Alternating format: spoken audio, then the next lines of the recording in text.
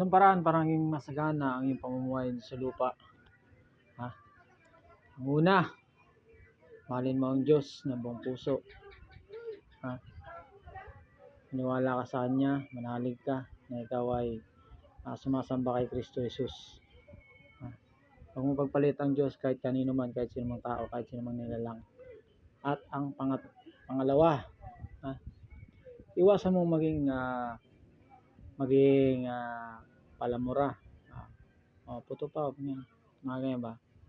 Tapos, iwasan mo maging mainitan ng ulo. Maging mahinahon ka sa bawat takbang mo, sa iyong pananalita, sa iyong mga gawa. At lagi kang magbigay sa kapwa ng taos puso.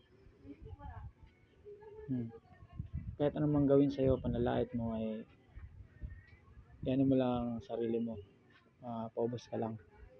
Kung masyadong sila, mangibabaw ang iyong galit. At ang ikatlo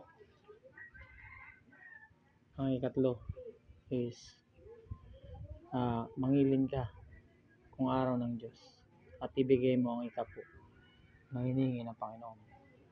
So yun lang, sana may napulutan kang aral sa mga sinabi ko, and God bless. Kung napakinggan mo to, share mo naman sa iba. Huwag mong kalimutan na hindi sa habang panahon nabubuhay ka sa lupa ay wala kang gagawin maganda.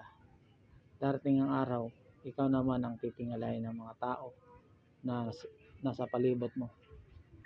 Hindi ka man masenso, pero ang pagiging kapwa-tao mo, pakikisama mo sa tao ay walang hanggan at nakaukit sa puso at isip nila na isa kang mabuting nilalang na nilikha ng Diyos.